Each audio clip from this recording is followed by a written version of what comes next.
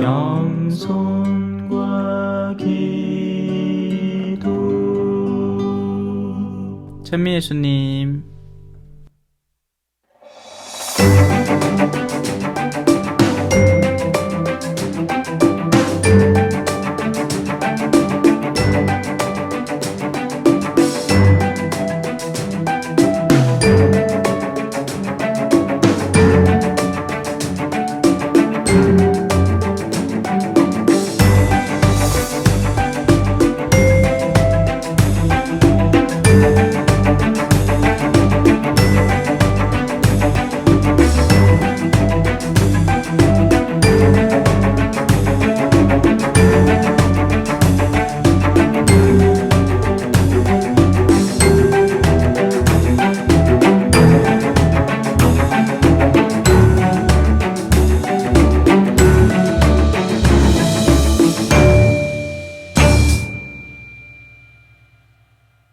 기도하겠습니다. 성부와 성자와 성령의 이름으로 아멘. 하늘에 계신 우리 아버지의 이름이 거룩히 빛나시며 아버지의 나라가 오시며 아버지의 뜻이 하늘에서와 같이 땅에서도 이루어지소서. 오늘 저희에게 일용할 양식을 주시고 저희에게 잘못한 일을 저희가 용서하고 저희 죄를 용서하시고 저희를 유혹에 빠지지 않게 하시고 악에서 구하소서. 아멘. 성부와 성자와 성령의 이름으로 아멘. 찬미 예수님. 한 주간 잘 보냈습니까? 네. 지난 시간까지 우리 광야에서 외치는 이의 소리에 대해서 연구해 보고 있습니다. 너희는 주님의 길을 마련을 해라. 그래야 그 길을 통해서 주님께서 우리 안으로 들어오시기 때문이죠. 우리가 길을 만드는 데는 단순한 목적이 있어요. 그죠? 그 길을 통해서 닿고자 하는 곳에 편하고 쉽게 가기 위해서 길을 만듭니다. 그렇죠? 그런데 주님은 과연 어디로 오고 싶어 하는지에 대해서 우리가 이걸 올바로 인지하지 못하면 엉뚱한 길을 만들어 놓게 돼요. 우리가 성당 안에서 하는 모든 활동들은 일종의 길을 형성합니다. 심지어는 어떤 습관도 길을 형성해요. 술 먹는 습관을 들인 남자는 술 먹는 길을 마련해 놓은 거예요. 무슨 수단이든지 술 먹을 기회로 바꾸는 겁니다. 볼리비아에서 제가 있을 때 남자들이 축구를 좋아하는데 이겨도 마시고 쳐도 마시고 그 모든 것들이 술 먹는 기회, 술 먹는 길이 된 거죠. 자매님들이 모였을 때 정말 누군가를 위한 축복의 말을 위해서 아니면 정말 우리가 마음 깊이 간직하고 있는 어떤 소중한 것들을 나누기 위해서라면 그건 축복의 길이지만 그게 아니고 이게 막 누구 욕을 시작을 하고 이게 막 무슨 물건 자랑을 하기 시작하면 그것은 세속의 야욕을 일깨우는 너무나 쉽고 편하고 빠른 길이 된다는 겁니다. 이든 저든 길을 형성하는 거예요. 우리가 하는 모든 활동도요. 저는 지금 여기에서 길을 만들고 있는 겁니다. 여러분에게 성경을 통해서 스스로를 살피고 그리고 하느님께 나아갈 수 있는 길을 마련하고 있는 거죠. 물론 잘 따라오셔야 말이지.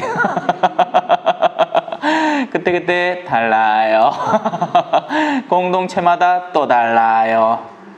느낌이 정말 완전 달라요. 어떤 종류의 공동체는 길이 확 열려 있습니다. 그러니까 어르신들이 이제 삶에 벌써 다 살아오셨어요. 그죠? 그리고는 남은 일이라고는 정말 조용히 하느님 품에 안기는 것밖에 없어. 그러면 거기에 마음이 온통 집중되어 있기 때문에 제가 어떤 걸 가르치든지 그들에게는 기쁘게 다가간다는 겁니다. 심지어는 그냥 젊은 신부 하나가 와서 뭐라도 해주니까 그거 자체가 고마워서 기뻐하고 즐거워한다는 거예요. 근데 그게 아닌 공동체는 이 벽을 뚫는 데 시간이 상당히 오래 걸립니다. 그들이 쌓아놓은 교만의 벽. 함 해봐 이거지. 함 해봐. 네가 이기나 내가 이기나 함 해봐. 그런 공동체는 만나면 가슴이 답답해집니다. 이들의 내면이 언제 열릴까? 이들에게 들을 기가 언제 생길까? 실컷 가르쳐놨는데 나중에 뻘소리하는 사람들. 정말 하느님에 대해서 만나자고 이웃을 사랑하자고 정말 온 마음을 다해서 가르쳐놨는데 여전히 누군가에 대한 증오를 놓지 못하고 또 하느님도 사랑하지 못하고 돈을 너무나 사랑하는 그런 부류의 사람들. 분명히 있어요. 분명히 있었고 제가 사수성당에서 1년 6개월을 뭐 했을 것 같아요? 제가 뭐 빌딩만 짓는다고 바빴을 것 같아요? 저는 사실 건물 짓는 건 아무것도 아니었어요. 건물이야 그냥 그 돈이 짓는 겁니다. 돈이 짓는 게 건물이에요. 맞잖아요. 그죠? 작은 만큼 짓는 게 건물이에요. 어떤 물건을 고를 때 어떤 물건을 고를까요? 고민할 필요 없습니다. 자기 여력되는 만큼의 물건을 사면 돼요. 그게 안 되면 욕심인 거고, 자기가 여력이 되는데 지나치게 싸구려를 찾는다면 그 역시 또한 다른 한편의 욕심인 겁니다. 자기 형편껏 살면 돼요. 근데 제가 그렇게 열심히 가르쳐 놓고 왔지만 과연 몇 명이나 바뀌었을까요? 얼마 안 돼요. 손에 꼽을 정도예요. 물론 간접적인 어떤 영향력이라는 게 또 있죠. 서서히 이루어지는 것들이 있습니다. 그리고 하느님은 복음 선포자를 통해서 씨를 뿌리지 그 즉시 수확을 거두진 않아요. 그래서 저는 여러분에게 씨를 뿌려놓고 가는 거예요. 그걸 추수할 사람은 이 다음 주임 신부님쯤 될 겁니다. 여러분이 진정한 복음의 수혜자로 거듭나게 되면 가만히 있을 수가 없거든요. 그건 이기적인 신앙이에요. 여러분들이 복음을 전해 들으면서 가만히 그냥 그 자리에 늘 하던 대로 머물러 있잖아요. 그러면 복음을 안 전해 들었던가, 아니면 복음이 전해 들렸지만 여러분 안에서 썩어 문드러지고 있던가, 둘 중에 하나입니다. 복음을 전해 들은 사람은 그 자리에 가만히 있을 수가 없어요. 그러니까 어딜 나가라는 얘기가 아닙니다. 어딜 나가서 뭐 무슨 선교를 하고 뭐 냉담자를 끌어오라는 얘기가 아니에요. 쫄지 마세요. 겁내지 말라고요. 그런 일들은 여러분에게 능력치가 주어질 때면 여러분들이 그냥 하고 싶어 안달일 거예요. 그런 일들은. 그게 아니라 여러분들의 삶의 영역, 이미 여러분들이 몸담고 있는 영역 안에서의 여러 가지 것들이 바뀔 수밖에 없습니다. 바뀌어야 되고요. 자, 뜸을 들어놔야 그 다음 걸 가르치죠. 왜냐하면 지금 여기 가르칠 게 바로 그런 내용들이거든요. 길을 곱게 내라고 했잖아요. 그죠? 지난 시간까지 우리는 높은 길, 낮은 길에 대해서 배웠습니다. 그건 여러분이 이제 새겼어요. 그죠? 물론 머리로만 새겼다는 거지 실제적인 현장 안에 맞부딪히면 여전히 우리는 교만해지고 싶어하고, 또 어떤 영역에서는 기력을 뺏겨버리고 맙니다. 아이고, 내가 그런 걸 어떻게 합니까?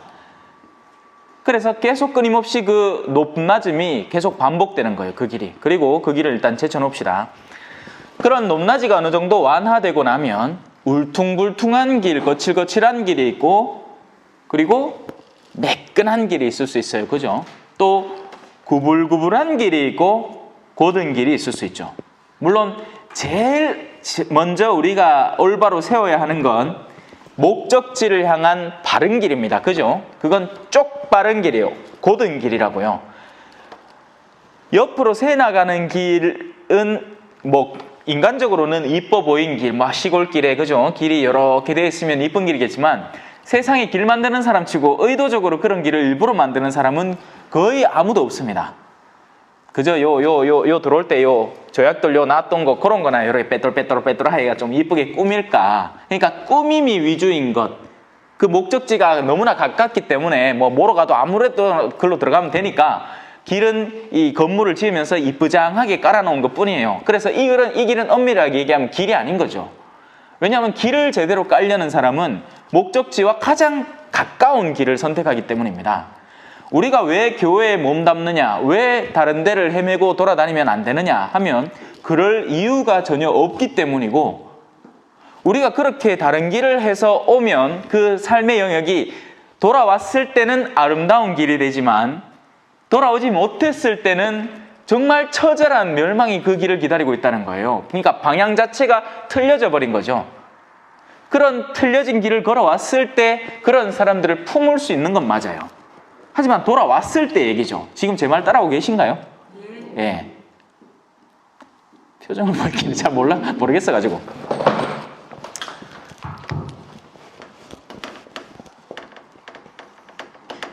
우리 사람은 하느님에게 가장 바른 길을 가야 됩니다. 그리고 그 길은 우리가 이미 알아요. 무슨 길인지. 나는 길이요 진리요 생명이니. 예수 그리스도가 길입니다. 그런데 그분이 지고 가신 그 십자가의 길 때문에 사람들이 다른 길을 찾기 시작해요.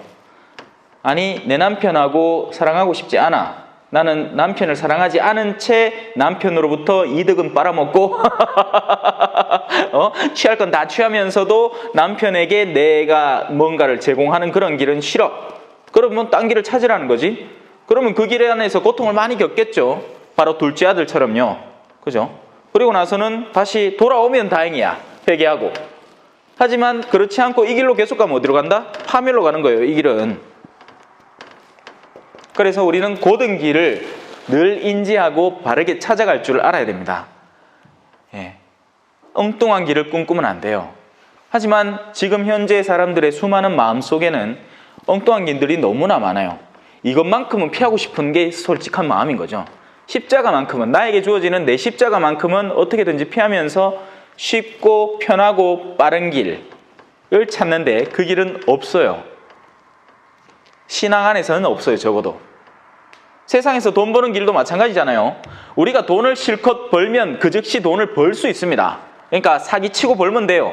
아니면 로또 복권을 막 사가지고 당첨되면 순식간에 돈이 벌리죠. 근데 그 돈이 유지됩니까? 안 됩니까?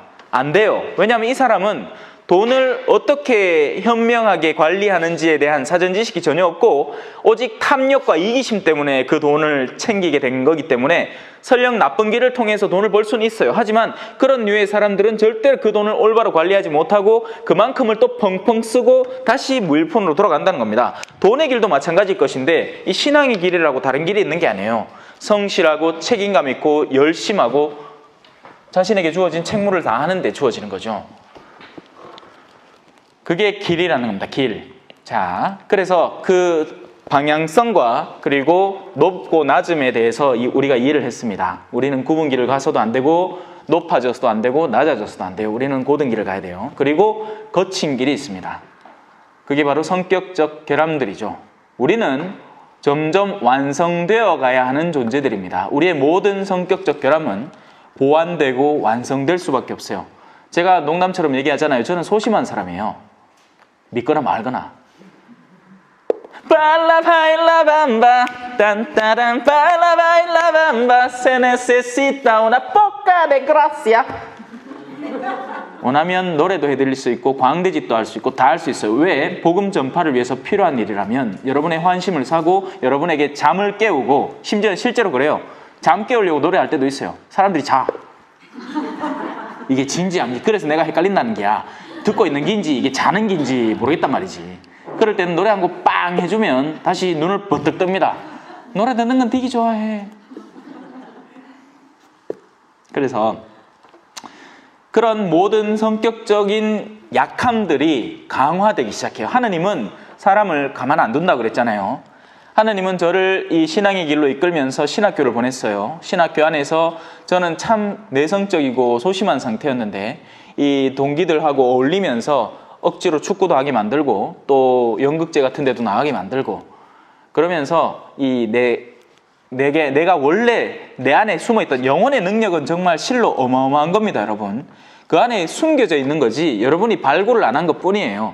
안 된다고 생각하니까 못하는 거예요. 한 번도 안 해봤으니까. 하지만 그런 모든 것들은 극복되고 개선되는 여지가 있는 겁니다. 그래서 그런 것들을 근데 이제 이기적인 목적으로 개선시키라는 게 아니죠. 여러분이 하려는 올바른 일을 위해서 개선시키라는 거예요. 그래서 곧잘 여러분들이 그런 말을 신부님들한테 하잖아요. 신부님 저 한 번도 안 해봤습니다. 그럼 이번에 해보면 돼요. 해보면 돼요. 실패하는 걸 두려워하지 마세요. 실패하는 걸 두려워하면 아무것도 안 돼요. 하지만 하느님에게는 불가능이 없습니다. 믿음은 저 산도 옮긴다는 말은 산처럼 내가 넘기 힘든 그 의지의 영역, 내가 절대로 못할 것 같다고 느끼던 그 영역을 하느님에 대한 신뢰 때문에 하게 된다는 것입니다. 바울 사도가 처음부터 나는 이방 모든 민족들에게 복음을 전하는 사도로 거듭나겠습니다 하고 약속한 게 아니에요. 그는 처음에는 꿈도 안 꿨어요. 그냥 처음에는 눈이나 멀어가지고 사울아 왜 나를 봐? 당신 누구십니까? 나는 예수다. 아이고 제가 잘못했습니다. 그러고 나서는 한 계단씩 오른 거죠. 자신의 사명을 다하기 위해서요. 요나가 니네베에 복음을 전할 수 있다고는 꿈도 안 꿨어요. 처음엔 도망치고 다녔죠. 하지만 도망칠 데가 없다는 걸 알게 되자 하지만 하느님은 절대로 강요하진 않아요. 그게 재밌는 부분입니다. 하느님은 강요 안 해요. 스스로 뭔가 개선되지 않으면 그건 그 사람의 몫이 아니기 때문이에요.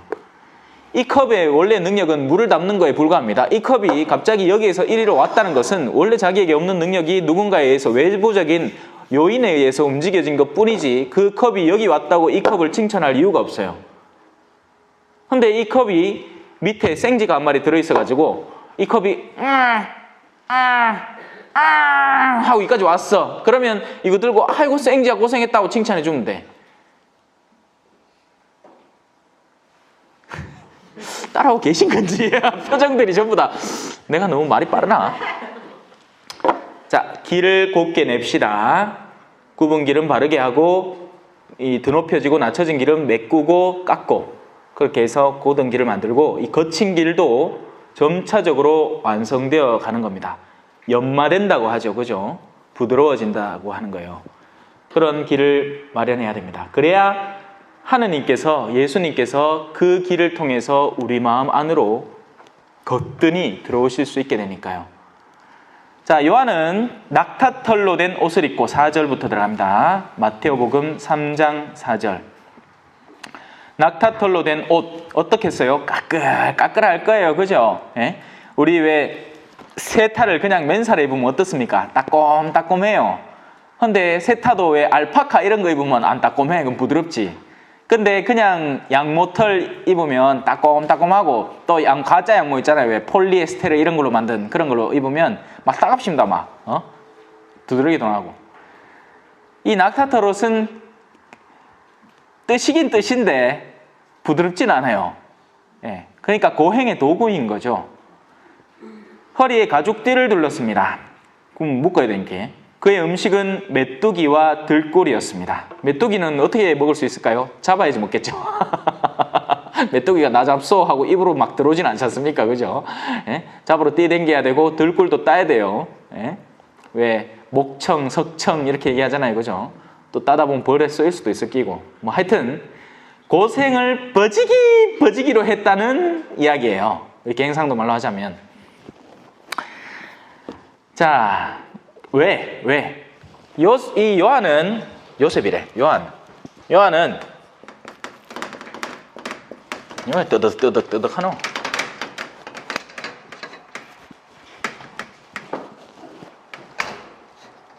덜 잠기가 그렇다. 자, 요한이라는 이 인물은 구약, 신약이 나누어지는 이 새로운 시점에 구약에서 신약으로 이어주는 마지막 구약의 예언자격입니다. 바로 엘리야는 이미 왔다. 하지만 너희가 멋대로 다루었다. 그의 모가지를 땡강배 붓다. 다시 온 재림한 예언자였던 거죠. 그래서 그는 구약을 완성해야 했습니다. 지상에서 태어난 그 누구도 세례자 요한보다 더 뛰어난 사람은 없다라는 말에서 우리가 그걸 살펴볼 수 있어요. 성당에 아무리 열심히 한 사람이라 해도 요한같이 살락하면 한 3일을 못 버티고 도망쳐 나올 거예요 아마. 우리는 사실 이런 열성, 외적 열성들을 열심히 따르려고 합니다. 그리고 그런 것들은 드러낼 수가 있어요. 내가 어떤 외적으로 하는 무언가는 반드시 드러낼 수 있다. 역으로 얘기하면 내가 드러낼 수 있는 무언가는 내가 외적으로 쌓고 있는 거예요. 우리는 사실은 그 내면이 중요한 겁니다. 그래서 이 세례자 요한은 뭘 했죠? 예수님의 신발끈을 풀 자격도 없다고 스스로를 고백합니다.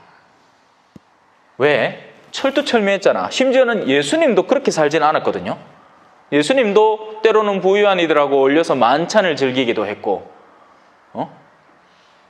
너끈히 대접을 받고 살기도 했고 또 뭐 왕의 옷은 아니지만 왕의 옷에 준하는 용포를 입고 다녔습니다. 그게 붉은 옷감으로 붉은색으로 물들인 옷인 거죠. 예? 우리가 예수님 그릴 때 맨날 요 두른 겉옷을 붉은색으로 그리잖아요. 왕의 색깔이기 때문에 그래요. 물론 피의 색깔이기도 하고 순교의 색깔이기도 하고 성령의 색깔이기도 하죠. 자, 세례자 요한은 구약의 예언자로서 이 구약을 철두철미하게 완성하고 이 신약의 이 정점을 찍고 그리고 신약의 새로운 이 흐름을 넘겨줬어야 하는 겁니다. 마지막 낡은 부대인 거죠. 낡은 포도주를 완전히 담아낸, 그러면서 그걸 예수 그리스도에게 헌정한, 당신 밑에 들어가 버린 그런 예언자라는 겁니다. 여기서 본당에 한 50년 동안 신앙생활을 한 선배 신앙인이 있는데, 그 신앙인이 이 본당을 확 다 주름잡고 있어요. 왜냐하면 그분만큼 열심히 할 수 있는 사람이 없기 때문에 그래요. 그죠? 그렇겠죠? 한 50년 살면 구석구석 모르는 게 없어요. 벽돌 한 장 한 장 지가 다 쌌다 할까, 아이가? 내 꾸르 실려도 내가 만들었고, 레지오도 내가 처음 만들었고, 막 그딴 소리를 할 거예요. 분명히 그런 사람이 있어요. 한두로 꼭 있더라, 본당마다. 얼마나 교만한지. 근데 그런 사람이 젊은 신부가 하나 와서 이 신앙의 본질적인 내용에 대해서 본격적으로 가르치기 시작하는데, 그분이 갑자기 다른 신자들 앞에서 공공연하게 저 신부님이야말로 진짜 내가 기다려왔던 그런 참된 신앙을 품고 있는 그런 신부님이다. 머리 새파란 젊은 신부인데 저런 분의 영성을 당해낼 수가 없다 하고 그분 앞에 만약에 엎드린다면, 그 주변에 그분 앞에서 그분을 탁 추종하고 따르고 그분의 어마어마한 그 연륜과 경력과 그런 것들을 추종하던 이들이 같이 깨갱하겠죠. 그죠? 왜냐하면 그분이 깨갱했으니까. 이제 감 잡혔죠. 세례자 예언의 위치가 그런 겁니다. 예수 그리스도라는 이 인물은 이때 당시만 해도 근본도 없는 인간이었어요. 아무도 안 알아줬다고요. 나자렛에서 인자금방 나왔어요. 근데 세례를 받으면서 그렇게 해버리신 거죠, 세례자 요한이. 자, 그때 예루살렘과 온 유다와 요르단 부근 지방의 모든 사람이 그에게 나아가서 자기 죄를 고백하며 요르단강에서 그에게 세례를 받았다. 사실 우리는 좀 거룩하다 싶은 게 있으면 뭐든지 가갖고 좋은 걸 얻어내려고 합니다. 그래서 심지어는 요번에 무슨 파티마 성모상에 왔는데 그 천 쪼가리 찢어 가려고 시도하던 사람도 분명히 있었을 것이고, 아니면 지 손수건 거다 한 3번 민뗀 사람도 있을 끼고, 좋다 싶은 게 있으면 가는데, 그 좋다 싶은 것의 본질과 그것을 외적으로 둘러싸고 있는 외형에 있어서 사람들이 곧잘 취하는 건 이 외적인 요소뿐이라는 거예요. 이 본질에 닿지를 못하는 거죠.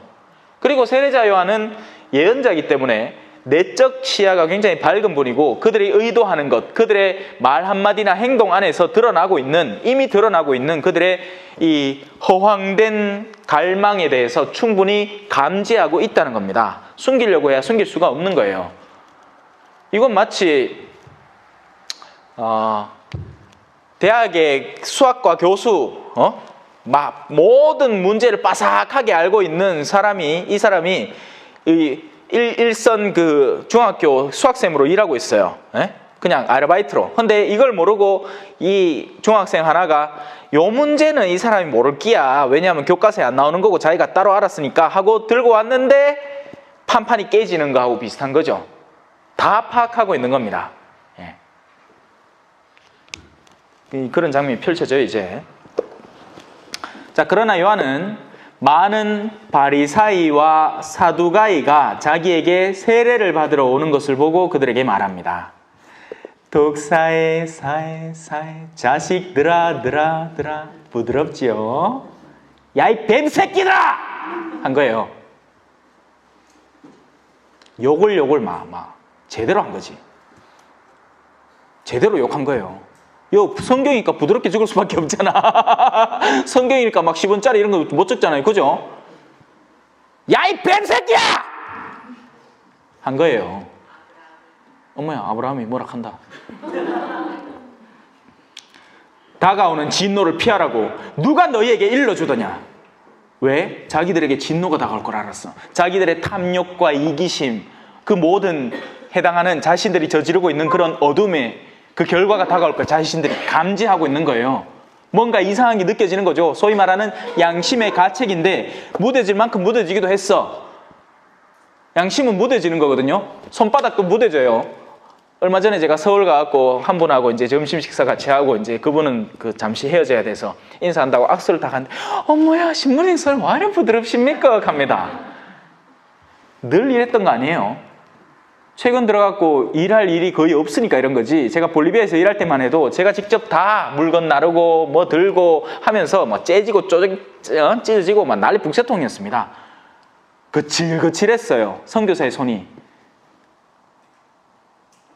지금 한국 들어와서 부드러워진 거예요. 한국의 신부가 할 일 뭐가 있노? 안 그래요? 뭐 하려고 하면 아이고 신부님이 나 또 있어. 내 이거 저거 아이고 신부님이 나 또 있어. 아이고 신부야 내가 지울게. 허시 빼빼이지 뭐. 말 그대로. 안 그래요? 그래 손이 부드러워질 수밖에 없는 거야. 근데 손은 거친 일을 하면 무뎌집니다. 맞죠? 마음도 악습에 빠져들다 보면 무뎌집니다. 지가 뭘 잘못하고 있는지 몰라요. 증오에 늘 사로잡혀 있고 원한에 늘 사로잡혀 있고 어떤 시기와 누군가에 대한 이 독기 어린 시선에 늘 사로잡혀 있는데 일상화되어 버린 나머지 당연하게 느껴지는 거예요. 그게 이제는 참 위험한 상태입니다. 영적으로 너무나 위험한 상태예요. 자기가 얼마나 교만한지 늘 교만해 왔거든. 그리고 주변에서 교만의 요소를 자꾸 부추기는 사람들만 만나온 거예요.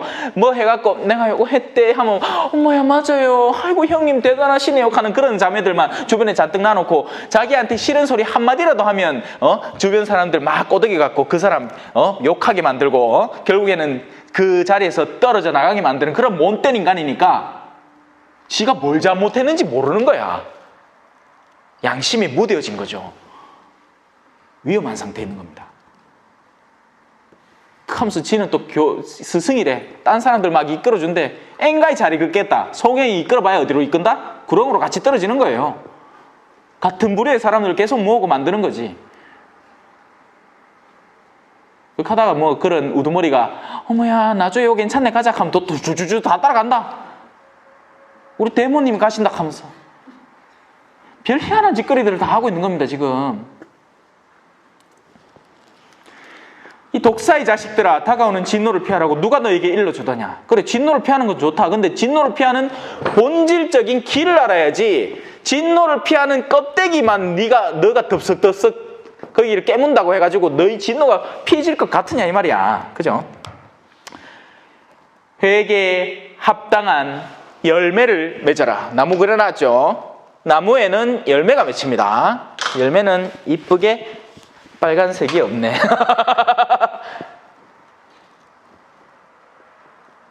나무에는 열매가 맺혀요. 튼튼하고 좋은 나무에는 좋은 열매가, 나쁜 나무에는 썩어 문드러진 열매가 맺히죠. 열매를 보면 아는 거예요. 열매를 보면.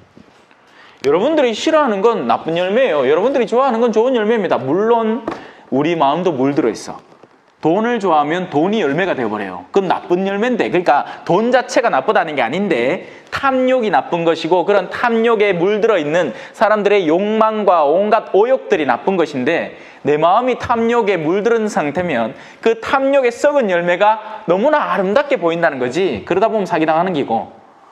사기 뭐 그냥 아무 때나 아무나 당합니까? 시골의 할매는 사기 안 당해요. 사기당할 외적 활동 자체가 없기 때문이에요.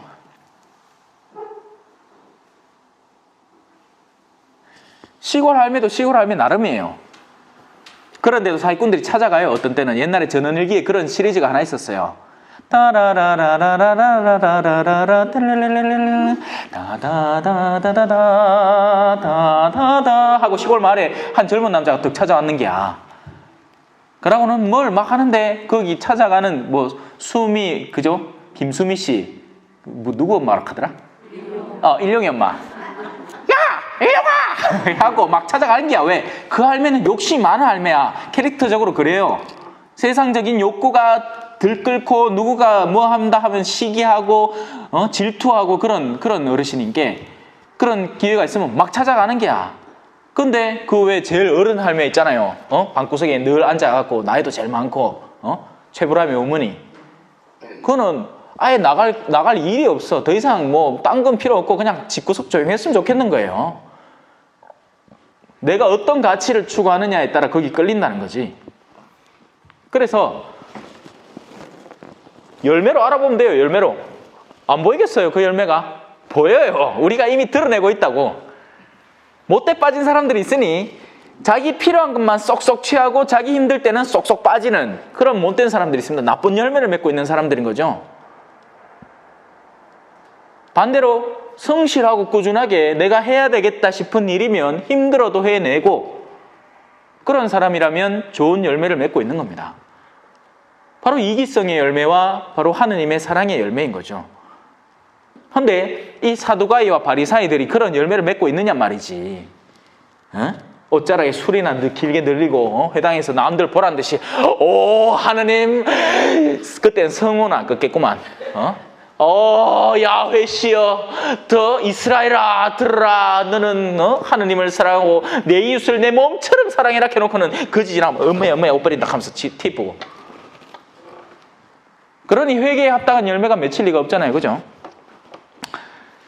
그리고 우리는 아브라함을 조상으로 모시고 있다고 말할 생각일랑 하지 마라. 자, 그들이 내세우는 것 바로 이 아브라함을 조상으로 모시고 있다라는 것입니다. 바로 이 신앙에 있어서 본질적인 영역은 그 내면에 존재하는 그의 내면, 그 하느님을 사랑하는 그 마음과 이웃을 사랑하는 그 근본적인 그 두 가지 방향성의 그 본질인데 그 외적 요소가 굉장히 이렇게 붙을 수 있는 게 많다는 거예요. 그 가운데 얘들은 아브라함의 자손, 그러니까 족보상으로 말이죠. 족보상으로, 실제 족보상으로 말이에요. 우리가 뭐 김씨, 이씨, 박씨 족보가 지금 엄청나게 많잖아요. 왜? 원래는 성씨가 아무도 없었는데, 아무도 없었는 건 아니죠. 일부 귀족층과 왕족이 성씨가 있었어요. 나머지는 성씨가 없었습니다. 노비나 노예 계층은 성씨가 없었어요. 근데 그 사람들이 해방 이후에 성씨를 취하라 했을 때 족보를 살 수 있었단 말이에요. 누구 족보를 사겠냐는 거지. 왕들의 족보를 사는 거예요. 그러니까 김, 이, 박이 엄청나게 늘어났다는 것이고 특히나 이런 사람들이 더 제사에 집착하는 거예요. 그리고는 딴 성씨 다 모아가지고 이제 막 이런 말들 만들어내는 거지. 천방지축 마골피. 내가 마시잖아. 원래 그런 성씨들, 동물들의 성씨는 왕들이 공을 세운 부하에게 하사하는 성씨였습니다. 근데 그런 것들은 싹 무시되죠. 자, 그들에게 있어 내세울 점은 아브라함의 자손이었다는 거예요. 이건 현대교회에서 어떤 것들로 드러날까요? 꼬리 실려 갔다 왔나? 아이고 매차고 어쩌라고요? 아니 316차 갔다 온 사람이 317차 갔다 온 사람보다 거룩합니까? 아무 상관없는 거예요. 아무 상관없다고요. 꾸르실료를 갔다 왔으면 꾸르실료를 갔다 온 그 내면을 사는 게 중요한 겁니다. 그 꾸르실료 교육에서 열심히 적극성과 하느님에 대한 열정을 표출하면 되는 거지. 그걸 갔다 와서 차수를 따지기 때문에 스타라는 오욕을 얻게 되는 거예요. 저것들 스타들이라고. 저것들 무슨 신앙인들 중에 자기들은 무슨 특별 훈련을 거친 해병대 훈련 캠프 갔다 온 그런 장관들인 줄 안다고 꾸르실리스타라고 욕을 하는 거예요. 그렇게. 아니에요. 꾸르실리스타. 저도 꾸르실리스타입니다. 꾸르실리스타. 저는 스페인어를 배웠잖아요. 이것도 웃긴 얘기야. 꾸르실리스타가 뭘 것 같아요? 단기 교육과정 참가자예요. 근데 그게 우리나라에서는 멋들어진 스페인어로 꾸르실리스타라고 멋지게 표현되니까 이게 뭐 대단한 건 줄 아는가 볼 거야. 야, 이게 뭐 대단하구나. 꾸르실로 자체가 뭔데? 꾸르소. 우리가 하는 게 지금 꾸르소예요. 이게 꾸르소라고요. 그럼 전체 꾸르소는 그러니까 과정이죠. 과정. 성경 대학 과정. 그리고 그 가운데 꾸르실료 각 반 꾸르실료 하고 있는, 우리도 꾸르실료 하고 있어요. 우리가 하고 있는 게 더 나은 꾸르실료일지도 모르지. 왜? 진짜 사람이 변해 나가고 그 사람들의 변화를 점진적으로 오랜 시간에 거쳐 꾀하니까. 이 과정이고, 그럼 이건 뭐죠? 단기 과정인 거예요. 단기 과정, 작은 과정. 그리고 거길 나온 사람들을 꾸르실이스타라고 붙여가지고 그걸 나온 사람, 단기 과정을 거친 사람, 단기 과정 참가자라는 뜻입니다. 데콜로레스 데콜로레스 어쩌고 저쩌고 하잖아요.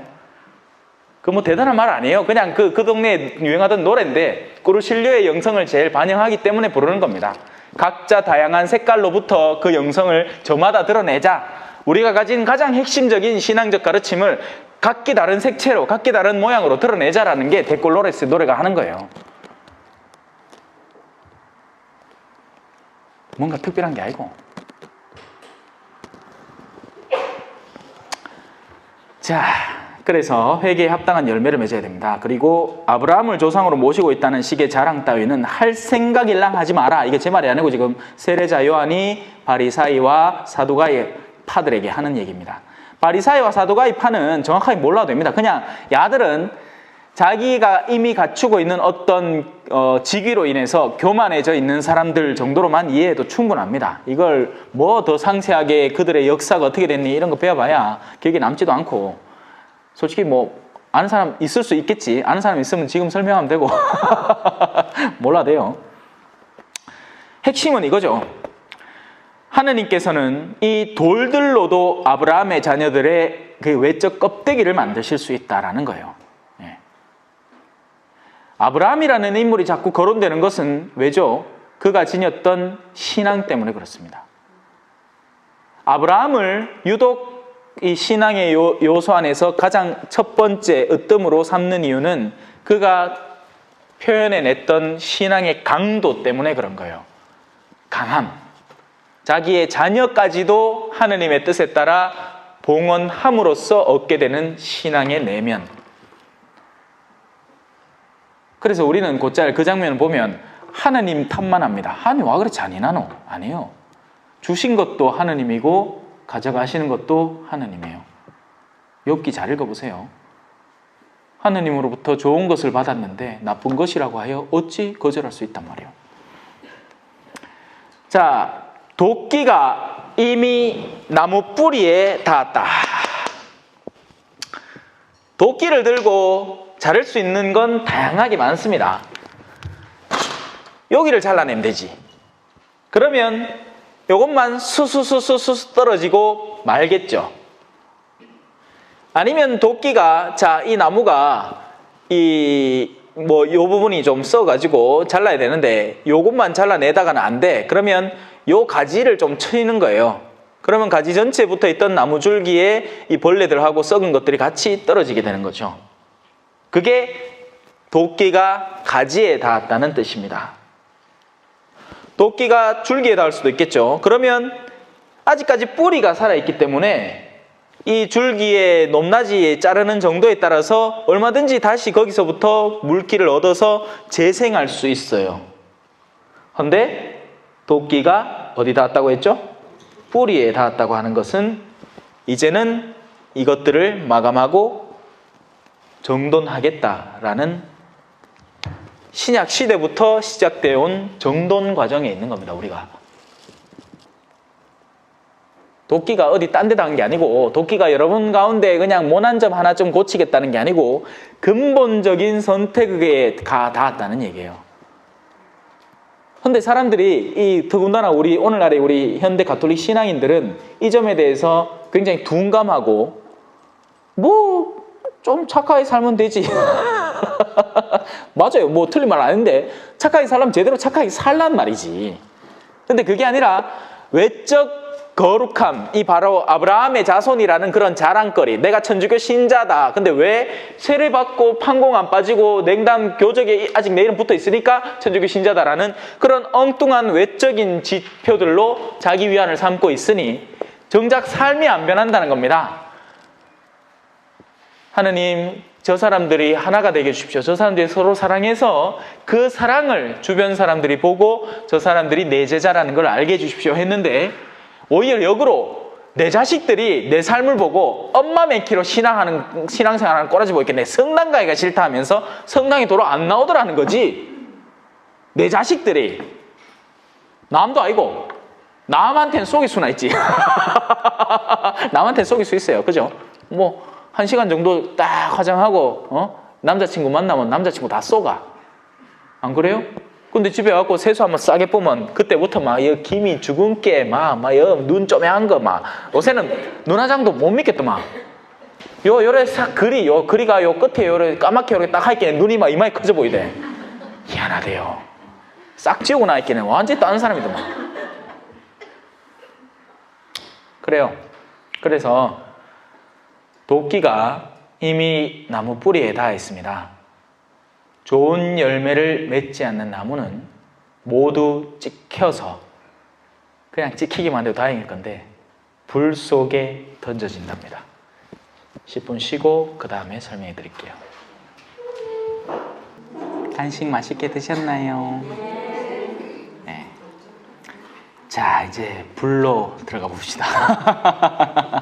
불이라는 이미지는 성경에서 이제 성경에 나오는 이미지들은 정말 그 시대의 어떤 특이한 어떤 문화상을 드러내는 사두가이나 바리사이 같은 그런 용어들이 아니고서는 우리가 일반적으로 인지하는 그런 우리가 접할 수 있는 요소들하고 크게 다르지 않아요. 다만 그 안에 숨어 있는 의미들을 찾아내면 되는 거죠.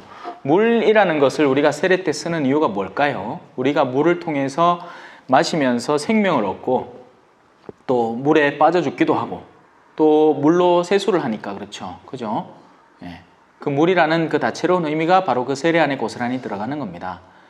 옛 인간이 물에 빠져 죽고 실제 옛날에 세례는 그렇게 줬으니까요. 오늘날에도 어느 성당이더라? 지난 토요일에 갔던 이문동 성당에도 들어가면서 이 세례대가 있더라고요. 세례대. 예. 그래서 좀 큰 성당에는 실제 세례대를 만들기도 합니다. 그러니까 욕조같이 만들어갖고 세례 물을 채워놔갖고 그걸로 이제 세례를 주는 거죠. 거기 사람이 푹 잠겨들면서. 그러면 정말 내가 죽었다라는 느낌을 받게 되니까요. 사실 성사라는 게 그런 겁니다. 눈에 보이는 지표들로 우리가 이 하느님으로부터 오는 은혜들을 입은 것을 체험하라고 그런 지표들을 주는 거예요. 세례도 그렇게 내가 세례를 받았다 하면 사실은 세례 받은 거죠. 하느님의 은총이라는 게 꼭 외적 지표로 드러나야만 하는 건 아니니까. 하지만 그 지표들이 왜 존재하느냐? 하느님 때문이 아니라 바로 우리 자신의 약점 때문에 존재를 한다는 겁니다. 개신교에는 통성기도라는 걸 하잖아요. 하지만 그러고 나면 별 느낌이 없기 때문에 또 같이 반복하게 돼요. 그 지난 나의 잘못들, 과오들을 또 새롭게 반복하게 됩니다. 근데 우리는 적어도 쪽팔려서라도 다시 성사를 보는 게 수치스럽고 쪽팔려서라도 덜 하게 된다는 거죠. 그리고 신부님으로부터 그 사직행을 딱 들었을 때 그 제대로 내가 준비하고 갔을 때 그 느낌은 정말 하느님으로부터 용서의 체험을 얻는 느낌이기 때문에. 하지만 오늘날에는 그런 것들이 너무나 감퇴되어 있고 저는 판공을 너무나 싫어해요. 판공이 너무나 싫어요. 판공은 너무나 형식적이고 가식적이고 위선적이고 그리고 마치 내가 무슨 이 자동 판매 같은 그런 무슨 편의점 같은데 앞에 앉아갖고 손님들 오면 물건 꺼내고 돈 주는 대로 받아 넣고 착착착 하면서 사람 보내는 그런 느낌이 나요. 사실 그렇고 실제로 아니 판공 때 한 사람 붙잡고 20분 하고 있으면 뒤에서 막 투덜투덜 될 거 아닙니까? 뭘 하길래 저래 오래 했냐 하면서 성질 내는 건 오히려 당신들인 거죠. 그러면서 당신들은 또 그런 성사에서 위로받기를 원해요. 그러면 판공 때 오지 마세요. 무슨 말인지 아시겠어요? 여러분들 적어도 내 수업을 성경 수업을 듣는 사람이라면 고해를 미리 보지 정말 내가 필요해서 고해를 보지 판공 때 성사표 내려고 보지 말라고요. 그리고 그런 것들을 풀어주기 위해서 또 교회는 나름대로 노력했잖아요. 원래 교회법에 적힌 대로 1년에 한 번만 보면 돼요. 이 판공이라는 제도는 한국에만 있는 겁니다. 한국에서 신자 수를 파악하고 말 그대로 냉남자를 파악하기 위해서 존재하는 거죠.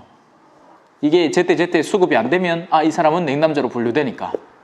냉남자로 분류되면 그 사람은 이름만 적혀있지 실제 수에는 포함 안 되고 교무금도 안 내고 보험금도 안 내는 사람이니까 그런 것들을 파악해내기 위한 거예요. 그래서 미리 성사 보세요. 미리. 평소에 버텼다가 보지 말고 성사는 언제 봐야 될까요? 기회 있을 때 봐야 돼요. 언제 죽을 줄 알고. 죽을 날짜 받아놨습니까? 아니 농담이 아니고 진짜예요. 내가 볼리비아에서 늘 찾아갔던 분이 제발 가족들이 성사 좀 보시라고 이제 신앙을 돌아오라고 하디만 어느 순간에 가히 죽어있대. 우리가 지금 이건 재밌는 현실로 웃을 수 있겠지만 만약에 그것이 나의 현실일 때 내가 어제 신부님을 만나서 성사를 볼 기회가 있었어요. 신부님이 시간이 많았어. 근데 내가 그거 조금 부끄러운 그것 때문에 나오다가 운전하다가 해가 인자 성사를 보고 싶어도 못 보내. 중환자실 같은데 신부 들어오기도 뭐하게 하더만. 에? 이게 성당 저런 포항 성모병이면 또 다르겠지만서도 그건 수녀님들이 담당한 게. 그런데 그래도 잘 못 들어가요. 이제는 하도 막 그런 규정들이 막 엄하게 돼갖고 손 씻고 들어가야 되고 뭐 그래야 되기 때문에. 악마가 얼마나 기뻐하겠습니까? 한 영혼이 어둠에 절여져 있는 상태에서 이제 죽을 위험에 처하게 됐다.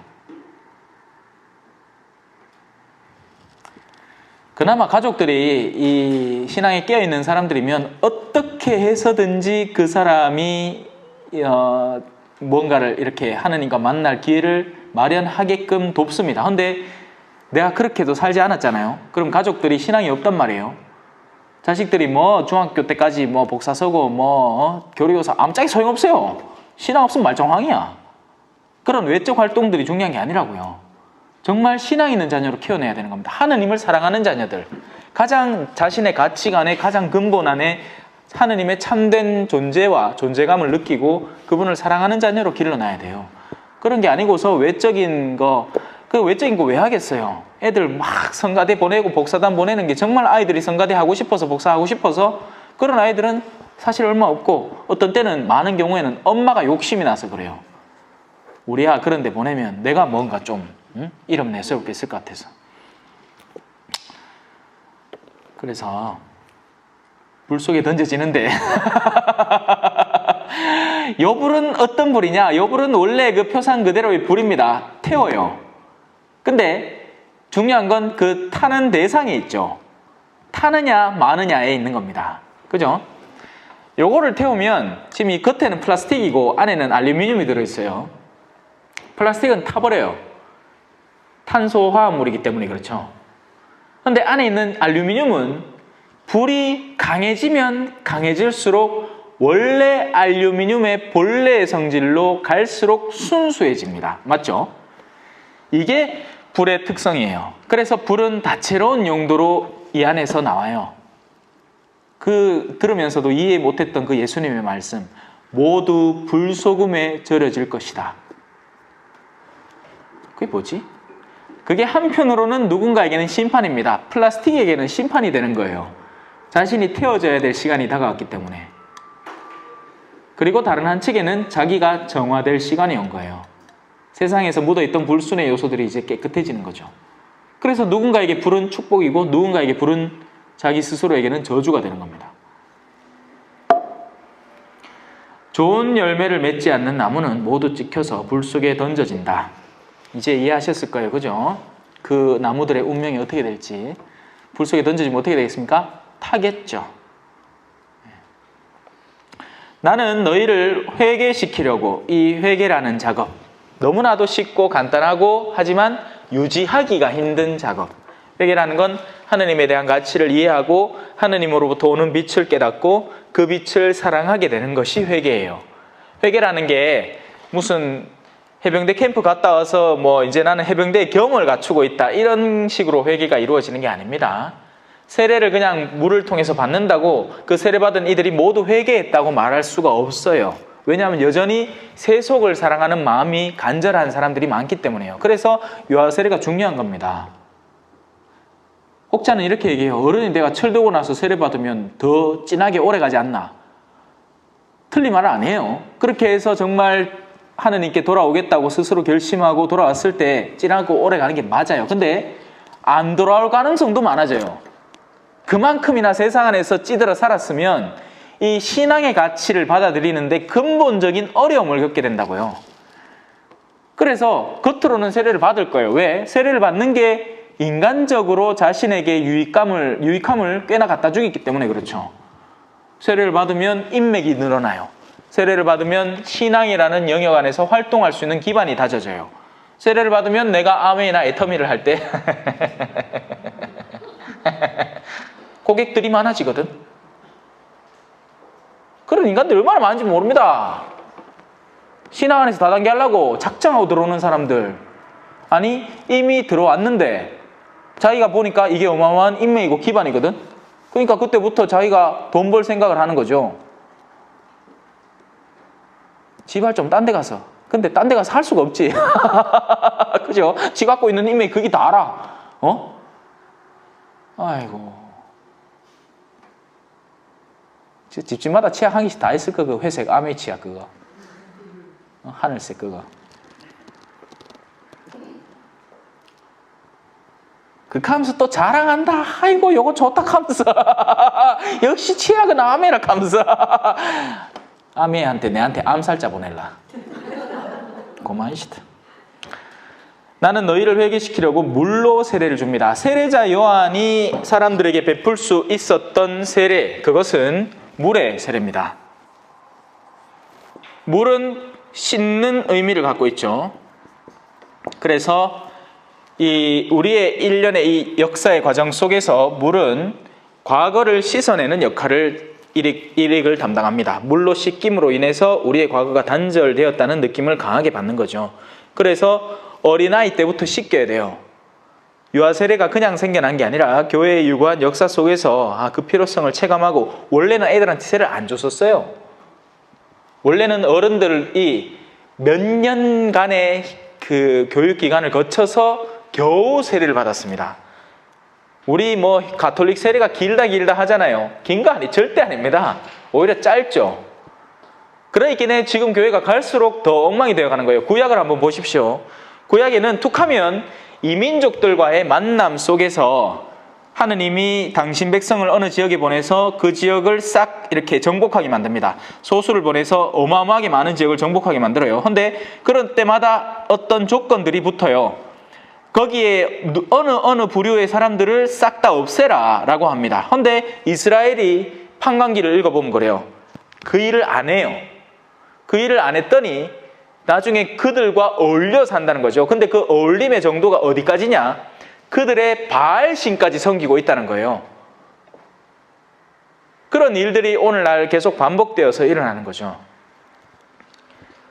한번 봅시다. 판관기.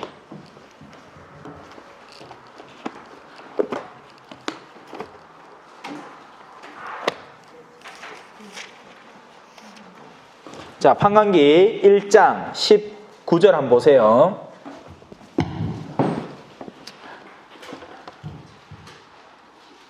자, 20절, 19절부터 봅시다. 유다 지파는 또 가자와 그 영토, 등등등등 그렇게 산악지방을 차지할 수 있었다. 주님께서 유다 지파와 함께 계셨으므로 그들은 산악지방을 차지할 수 있게 됐어요. 하느님의 힘으로 어떤 지역을 정복할 수 있게 된 거죠. 그죠? 페이지는 462페이지 되어 있습니다. 새로 나온 성경은 462페이지. 판관기 1장.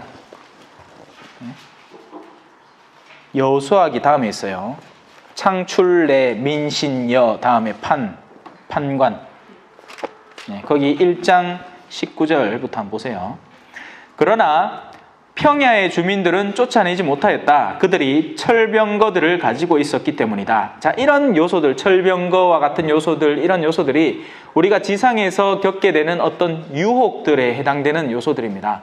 이 구약에 그래서 모든 사건과 이 일들은 그 자체의 어떤 역사적 배경을 담고 있는 일이기보다 우리에게 영성적 기반을 전해주는 일들이에요. 우리가 왜 세상 사람들을 이렇게 떨쳐내야 될 때가 있어요. 그 사람에게서 악한 의도가 발견되었는데 아직도 그 사람이 나에게 영향력을 미치는 어떤 세속적 욕구 때문에 그 사람에 대해서 완전한 단절을 못하고 관계를 유지하고 있다가 결국에는 그 사람이 가진 악에 내가 한 방 얻어맞게 되는 그런 일들을 떠올려 보면 돼요. 감 잡히십니까? 그런 체험들이 있을 거예요. 이 사람은 분명히 뭔가 이상한 사람인 것 같은데 그래도 그 사람이 나한테 지금 주는 인간적 유익 뭔가 하나 그 철병거 때문에 내가 그 사람과의 관계를 유지하고 있다가 그 사람이 나를 훅 뒤통수를 후려치더라는 거지.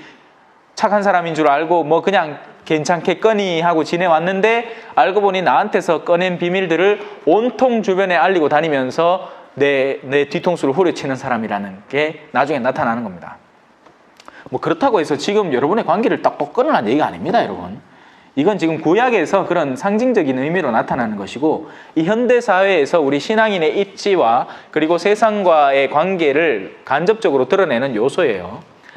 자, 20절, 21절로 한번 넘어가 봅시다. 그런데 베냐민의 자손들은 예루살렘에 사는 여부수족을 쫓아내지 않았다. 그죠? 이런 일들이 비일비재하게 일어나니 나중에는 역으로 이 그들의 그런 영향력이 이스라엘 지파들에게 가해져 오면서 그들이 이 고난을 당하게 되는 겁니다. 2절에 바로 나오잖아요. 주님의 천사가 이스라엘에게 재앙을 선포하다. 2절 한번 보세요. 1절 끝에 나는 너희와 맺은 계약을 영원히 깨뜨리지 않겠다. 그러니 너희는 이 땅의 주민들과 계약을 맺지 말고 그들의 제단들을 허물어 버려야 된다. 그런데 너희는 내 말을 듣지 않았다. 너희가 어찌 이럴 수 있느냐? 그러므로 내가 너희에게 말하였다. 나는 그들을 너희 앞에서 몰아내지 않겠다. 그리하여 그들은 너희의 적대자가 되고 그 신들은 너희에게 올가미가 될 것이다. 이런 일들이 역사 안에서, 이스라엘의 역사 안에서 일어나게 된 겁니다. 그러니까 신앙의 역사인 거죠. 이 성경을 그래서 역사서로 보면 안 돼요. 성경은 신앙의 역사가 담겨 있는 내용이에요. 그래서 그런 신앙의 역사를 갈구할 때 눈이 뜨이고 이런 성경을 읽어보면 아, 이게 이 뜻이었구나 하는 게 알게 되는 거지. 그걸 아니고 뭐 문학적인 자료, 뭐 역사적인 자료를 자꾸 찾아 헤매고 다니면 맨날 그것만 반복하는 게 뭐 남유다와 북이스라엘, 유배, 바빌론, 그런 거 백날 해봐야 의미가 없는 거예요. 예? 그 안에 숨겨져 있는 신앙의 역사를 읽어낼 줄 알아야죠. 자, 다시 돌아와서 마태오복음 4장 11절 후반부입니다. 그래서 그 세례자 요한은 이 물로 씻음의 세례를 주는 거예요. 자신의 과거와의 단절, 우리가 신앙의 여정 안에서 1차적으로 체험하는 영역입니다. 그런데 이게 제대로 안 되면 나머지 영역들이 계속 부딪히게 되고 진도는 계속 나가. 신앙의 외적 진도는 나가요. 세례 다음엔 뭐다? 견진. 견진 다음엔 뭐죠? 혼배. 혼배 다음 뭐죠? 병자. 옛날에 그래서 그걸 종부성사로 불렀잖아요. 그러니까 세례부터 시작해서 이 외적 신앙 여정은 쭉 나가. 죽음까지. 그러니까 이 성사 자체가 탄생과 죽음의 여정을 그려낸 거예요. 탄생은 세례고 성장, 그래서 어른됨은 견진이겠죠. 그리고 우리 어른이 되고 나면 뭘 할 수 있죠? 혼인을 할 수 있고 아니면 신품성사로 교회에 봉사할 수 있고 하느님과 사람들에게 봉사할 수 있고, 그리고 나서 이 죽음에 이르렀을 때 이 그 병자성사라는 걸 봤는데 옛날엔 종부성사라고 부르던 게 큰 병이 날 때마다 반복적으로 받을 수 있어요. 한 번만 받는 게 아닙니다. 여러 번 받을 수 있어요. 아플 때마다 받으면 돼요. 아플 때마다 청하면 됩니다. 근데 잘 안 줄라 하지. 왜 나가기 귀찮으니까. 예? 그래, 그 대체제로 이제 병자 봉성체라는 걸 주죠. 예? 자, 그리고 성장하기 위해서 꾸준히 밥 먹는 거에 비길 수 있는 성체성사가 있습니다. 그죠? 그리고 이 아플 때마다 간혹 가다가 간헐적으로 마지막 죽음이 다가오는 아픔 말고 손가락 부르거나 뼈 부르거나 할 때마다 병원이나 약국을 갑니다. 그게 바로 고해성사 아닙니까? 그래서 이 인간 삶이 고스란히 담겨져 있는 건데 그 가운데 지금 세례자 요한이 주는 세례의 가치는 이 어둠과의 단절의 영역입니다. 이게 세례자 요한이 깨하는 거예요. 그러나 내 뒤에 오시는 분은 나보다 더 큰 능력을 지닌 분이다. 자신은 기껏해야 과거와의 그런 단절을 깨주고 씻어줄 뿐인데 이분은 전혀 색다른 능력치를 우리에게 선물해 줍니다. 죄를 끊고 나면 어떤 일이 벌어질까요? 깨끗해져요. 한 악한 영혼이 한 사람에게서 빠져나오면 주변을 방황하다가 어떻게 된다고? 돌아오게 돼요. 그냥 씻어만 놓으면 다시 오염됩니다. 뻔할 뻔짜예요. 맞겠죠? 그럼 씻은 다음에 뭘 해야 되죠? 코팅을 해야지. 차를 그냥 씻겨 놓으면 안 돼. 차를 씻고 나면 왁스로 코팅을 싹 발라줘야 돼요. 그래야지 그 표피막이 뺑기 칠한 그 표피막이 매끈매끈하게 막 보호가 된다 하긴 해. 이 자매님들 이걸 잘 모를 수 있어. 남자들은 그런데 민감해요. 차에 민감하기 때문에 그렇지. 자매님들도 매니큐어 그냥 발라놓으면 안 되잖아. 그 위에 투명 매니큐어 한 번 더 싹 발라줘야 그게 좀 더 강해져. 맞죠? 맞잖아. 안 해봐 몰라 얘. 그렇다 하더라. 나도 안 해봐 몰라. 코팅을 해줘야 돼요. 근데 이 새로운 형태의 코팅은 영적 코팅인데 단순히 코팅이 아니고 안에서부터 선이 뿜어져 나오는 코팅입니다. 완전 색다른 차원의 코팅인 거죠. 영혼의 코팅. 뭐 이런 표현 누가 딴 사람 쓰려나 모르겠다. 자, 그래서 그 능력치가 있다는 겁니다. 세례자연이 할 수 있는 건 씻어내고 그냥 깨끗하게 해주는 영역뿐인데 그 뒤에 오시는 분을 제대로 만난 사람은 자신의 영혼에서부터 선이 뿜어져 나오기 때문에 진정한 보호가 이루어지는 겁니다. 그런 영혼들은 악이 범접할 수가 없어요. 자신 안에서 나오는 것이 선이기 때문이죠. 나는 그분의 신발을 들고 다닐 자격조차 없다. 이에 대해서는 얘기했죠. 세례자연이 가지는 성경적 위치와 그리고 다가오는 분의 그 납작 엎드림으로써 이전까지의 가장 으뜸인 예언자가 그 모든 것들을 예수 그리스도의 발 앞에 깔아버리는 겁니다. 그분께서는 너희에게 자, 이 두 가지 성령과 불로 세례를 주실 것이다. 성령과 불의 세례. 성령을 받는다 하는 것은요, 심령기도 하는 게 아니에요. 성령을 받는다 하는 것은 찬양 노래 부르는 게 아닙니다. 성령을 받는다는 것은 거룩한 영에 의해서 자신의 의지가 움직여지는 사람을 말해요. 그것도 반복합니다. 성령을 받는다는 것은 성령 기도회에서 흔히 마주할 수 있는 특이한 모습들을 마주하는 것이 아니라 성령의 의지에 자신의 의지를 더한다. 뭐 아니면 역으로 성령의 의지가 나에게서 발휘된다 라는 이야기예요. 열심히 적으시네. 그런 말 어디 다른 교리서에 없신데, 예. 뭐 여러분들부터 시작해갖고 강의록을 만들려고 하면 만들대. 성령을 갖게 되면요, 여러분들이 만약에 선생님이다 그러면 정말 학생들을 사랑하게 돼요. 학생들의 영혼에 목말라 하게 돼요. 그러니까 단순히 그들에게 지식 정보의 전달을 전하는 데 그치는 게 아니고 돌봄을 시작하게 됩니다. 성령을 받은 의사도 마찬가지예요.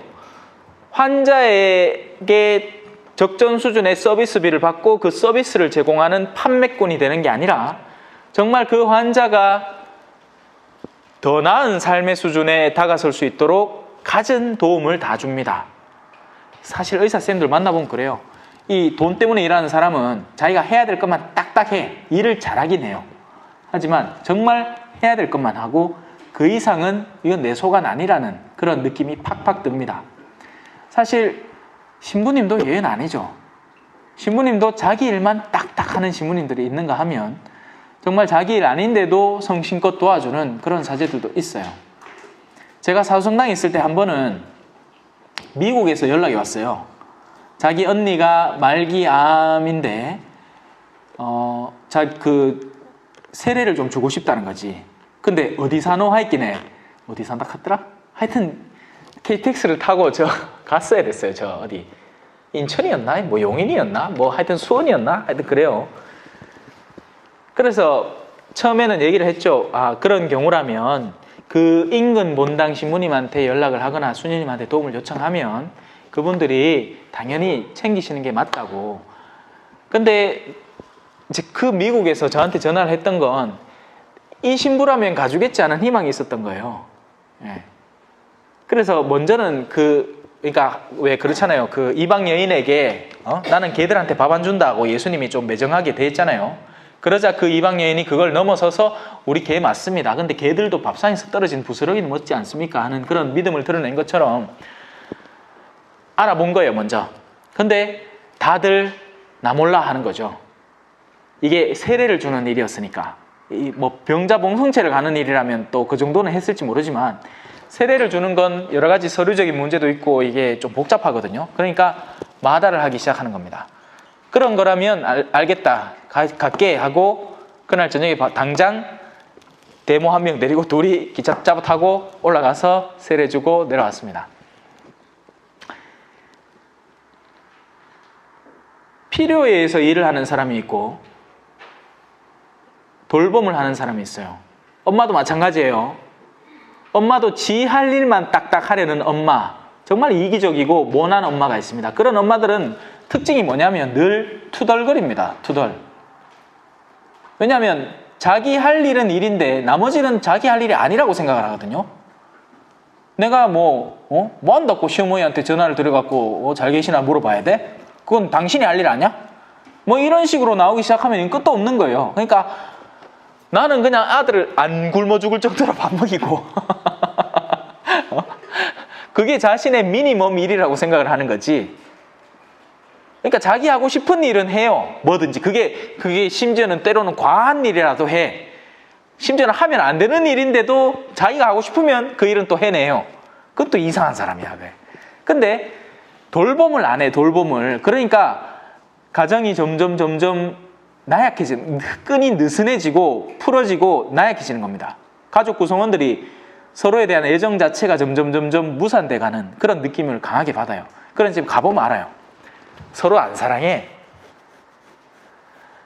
자매님들이 돌봄을 하는 집은요, 가면요, 남편이 조금 성격적으로 문제가 있다 하더라도 집안이 들어가면 따스합니다. 아이들도 밝아요. 엄마가 아빠의 어두움을 자녀들한테 안전하기 때문이죠.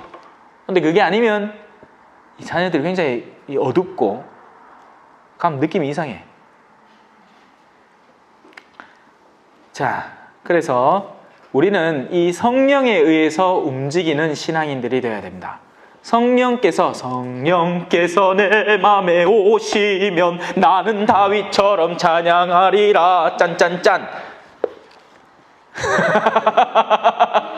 이 반똘개 멘치로 이 정도 좀 대줘야 되는데 여러분한테 뭐 갑자기 노래하라는 얘기는 아니고 성령의 움직임에 민감하시라고요. 아, 성령께서 나를 이리로 이끄시는구나. 아, 성령께서 이런 도전거리를 주시는구나.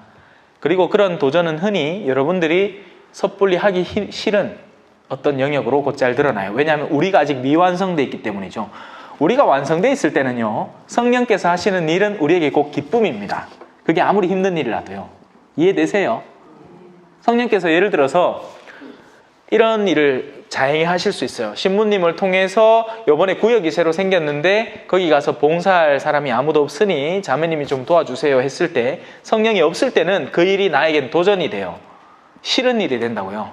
근데 내가 성령에 왕성할 때는 내가 내가 정말 나한테 짜투리 시간이 좀 있는데 그 시간 동안 내가 맨날 집안에 있으면 그냥 멍하니 있다는 거야. 아니면 자매들 만나서 이야기를 하면 맨날 누구 욕하는 이야기만 하고 마음이 더러 어지럽다는 거지.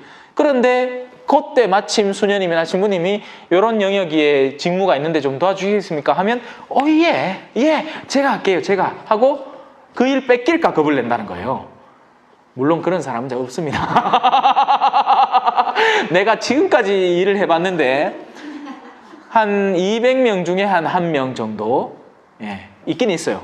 그런 사람을 만나면 그 역시 또한 같이 성령을 위해서 일하는 사람의 기쁨입니다. 그런 사람들은 성령을 위해서 자신을 내어 맡길 준비가 단단히 되어 있어요. 그래서 함부로 청하지도 않아. 걱정 마 해서. 신부님도 눈치가 빤해. 이 사람이 할만한지 안 한지, 안 할만하다 싶으면 애시당초 얘기도 안 꺼냅니다. 할만할 것 같은데 갈등할 만한 사람한테 얘기를 꺼내죠. 그래서 그 힘을 또 도와주고 이제 또 하게끔 도와주는 거예요. 안 할 것 같으면요, 딱 보입니다. 이게 짬밥이 얼만데 신부 짬밥 뭐 한두 번 해보나. 근데 그러다 보면 또 이제 그걸 수용하는 측에서 분별을 해 나가야 돼요. 무슨 말이냐면 직무를 한 두어 개 맡으면 많이 맡은 거예요. 이미 그 이상은 맡는 건 무분별한 수요입니다. 아무리 성령께서 원하시는 일 같아 보인다 할지라도 이게 필요 이상의 것 함부로 하진 마세요. 왜냐하면 그런 사람들도 관측되기 때문에요. 그렇게 해놓고 또 나중에 또 투덜대기는 오만상 투덜댄디 지가 다 맡아놓고는 그게 잘 될 때는 재밌고 좋아요. 근데 잘 안 될 게 뻔하단 말이지. 교회 안에서 일어나는 일은. 아까도 오늘 식사하면서 우리 같이 일하는 데리고 신부님들하고 같이 식사하는데 사람들이 이게 빤하다는 거지. 이 자기들이 하고 싶은 욕구하는 거는 뭘 막 청하는데 막상 그런 청에 있어서 어떤 일에 대해서 도움을 요청할 때는 아무도 안 도와준다는 거예요. 뭐 청년부를 운영을 하는데 그 청년부에서 본당마다 이런 걸 해달라 저런 걸 해달라 요구는 많은데 정작 그런 일들을 프로젝트를 수행하기 위해서 도움을 요청을 하면 아무도 안 도와준다는 거예요. 그게 바로 이 교구청과 대리구청에 일하는 신부들의 고뇌입니다. 고뇌.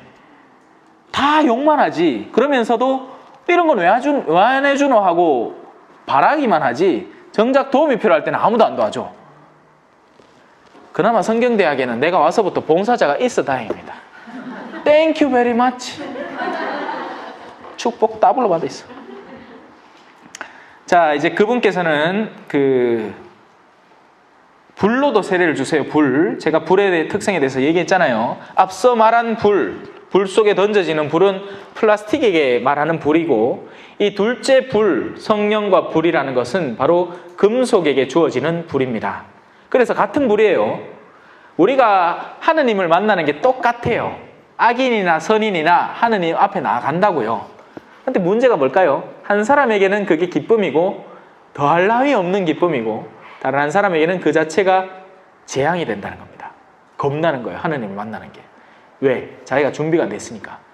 난 여전히 세속적 욕구에 잔뜩 시달리고 있고 쇼핑 중독이고 막 뭐 사는 거 좋아하고 막 뜯는 거 좋아하는데 하느님은 그거하고는 상관없이 내 영혼의 상태를 점검하실 테니까. 그래서 알곡은 우리 안에 있는 알곡은 우리 변호사를 하면 그 알곡만 모아드리잖아요. 이걸 조금 덜 도정을 한다고 하는데 그걸 덜 깎으면 현미가 되는 거고 그리고 노란기가 남아있는 거고 이걸 완전히 깎으면 백미가 되는 거예요. 네? 그래서 알곡은 거두어 드리는 거예요. 사람들이 먹기 위해서. 먹을 수 있으니까. 쭉정이는 불에 던져집니다. 여러분 안에 존재하는 알곡의 요소와 쭉정이의 요소를 올바로 잘 분별하십시오. 그래서 쭉정이를 쥐고 붙들고 애걸복걸하면 살지 말라고요. 우리가 흔히 다투고 싸우는 이유는 알곡 때문이 아니에요. 누가 기도 열심히 한다고 누가 말리는 거 봤습니까? 봤어요. 내가 의하다가 말린 적은 있다마는 그 사람 너무 지나치게 하니까 그래요. 막 팔 들고 이렇게 쌓였기네 좀 고말았겠지. 그 카이 또 하나 생각난다. 사순 때였는데 성금요일 날 우리가 십자가의 길 연극을 한단 말이에요. 성지주일인가? 그 성금요일이었지 싶어요. 이제 십자가 들고 나가서는데 한 아저씨가 저한테 팔을 벌리고 찾아오는 거예요. 이 입구에서. 그 손에 뭐가 박혀 있는 겁니다. 못이 박힌 거예요. 이따시만한 대못을 그 손에다 박아놓고는 그걸 내한테 보란 듯이 온 거예요. 쭉정이에요, 쭉정이. 그건 엉뚱한 열쇠인 거죠. 아니, 어르신이 왜 이래 났어요? 자기 애가 아프대.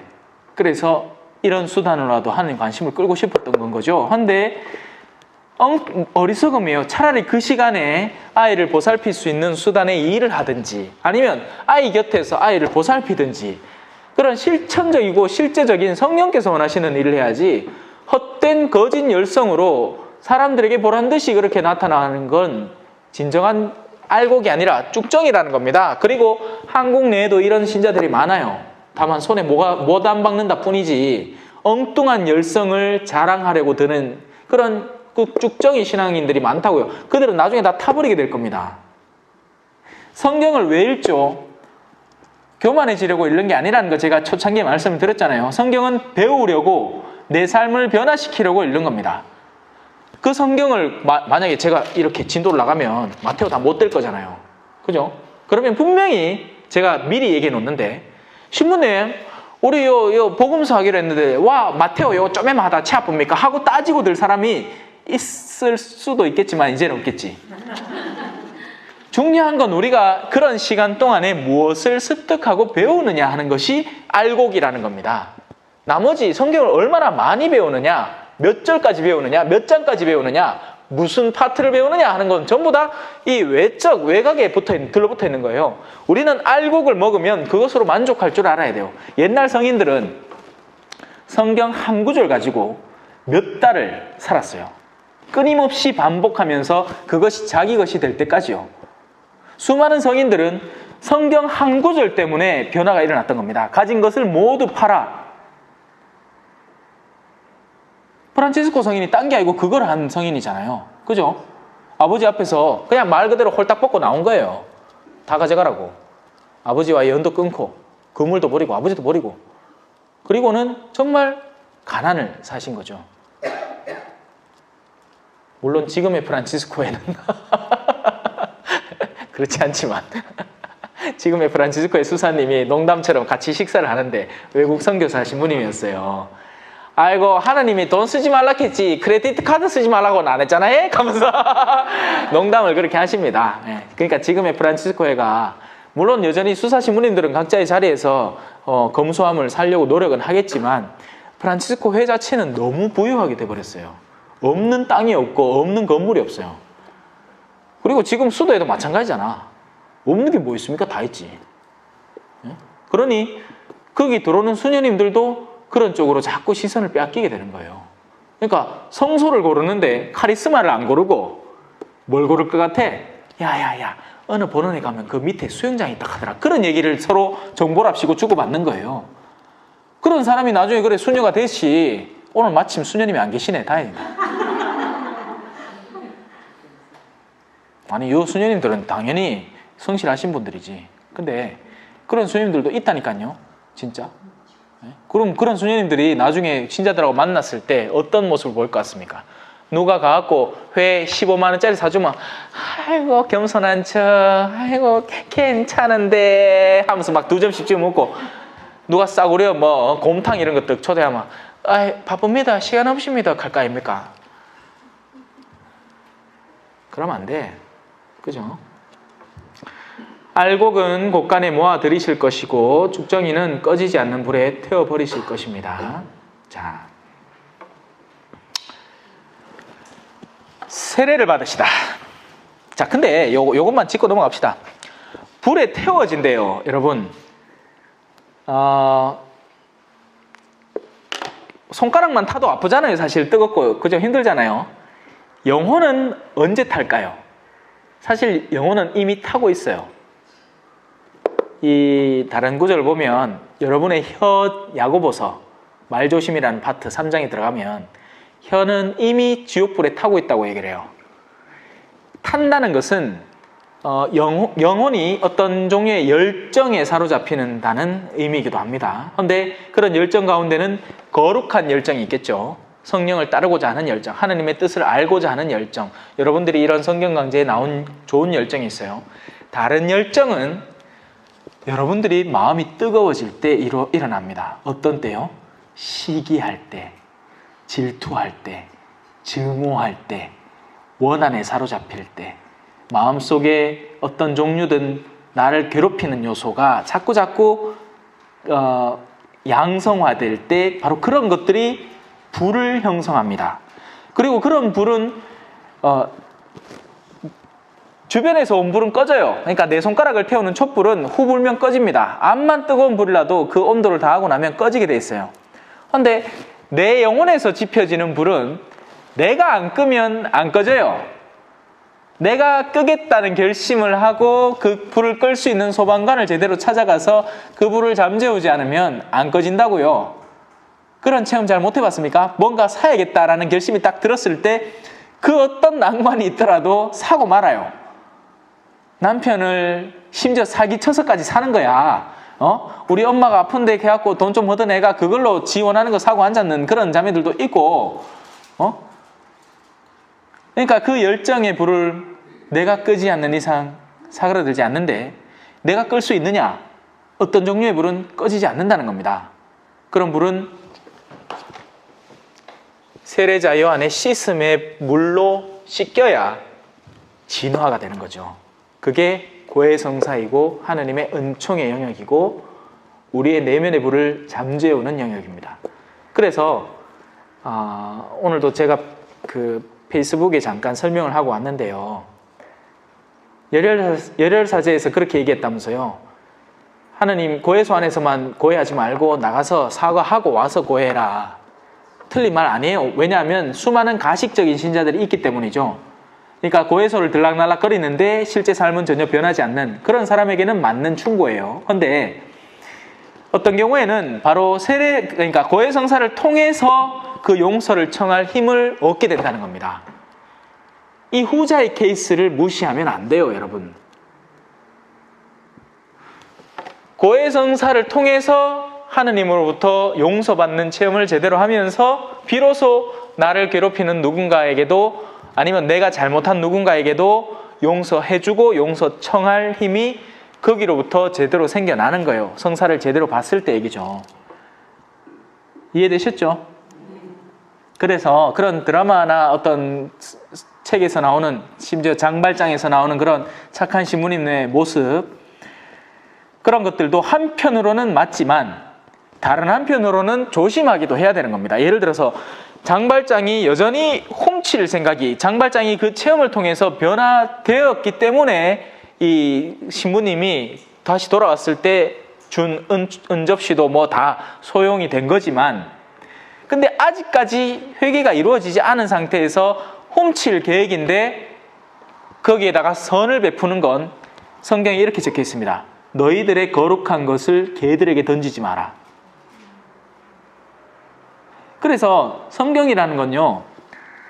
그게 어느 법칙화 딱 돼가지고 모든 이런 유형의 사건들은 이렇게 해석되어서 이렇게 결정되어야 된다고 할 수가 없는 영역이에요. 영성 지도자는 그래서 내담자의 내면을 올바로 잘 알고 충분히 이해가 거친 다음에 그 다음에 지도를 해줄 수 있게 되는 겁니다. 그래서 본당 신부님의 역할이 그만큼 중요한 거예요. 혼배를 왜 본당 신부님한테 가라고 할까요? 자기가 사는 영역에 있기 때문에 그 혼배를 올바로 할 수 있지 어문 신부님한테 갖고 혼배하겠다고 하면 모르기 때문에 그냥 붙여준다는 겁니다. 그랬다가는 금방 또 갈라서게 된다는 거죠. 근데 요즘은 그렇게 안 살지. 자기 멋대로 해요. 전부 다. 자기 하고 싶은 대로 해. 예. 성당에서 경사만 하는 사람 누가 있습니까 요새? 계산 성당쯤 되면 하지. 성부와 성자와 성령의 이름으로 아멘. 영광이 성부와 성자와 성령께 처음과 같이 이제와 항상 영원히 아멘. 성부와 성자와 성령의 이름으로 아멘. 감사합니다. 겸손과 기도